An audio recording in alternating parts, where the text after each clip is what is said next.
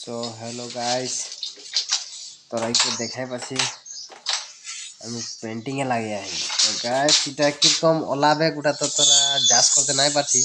তো গাইস তোরা দেখে থাক আর আগু বিদে ফটো আমি দিয়ে দেব ঘরটা কিরকম লাগলে তোরা জানাবি। আর গাইস গাছ নাই পাবি যদি কি করবার তো কোনো নাই সেই তো পেন্টিং মারে থাকুন যে অলপ ভিডিও একটা বনাই দিবি। তো গাইস ভালো হয় নাই তোরা কমেন্ট করে জানাবি। তো গাইস ঘরটা এটা লাগে তো ঘরটা কিরকম লাগলো তোরা জাজ করে বাতাবি গাইস। Bye bye.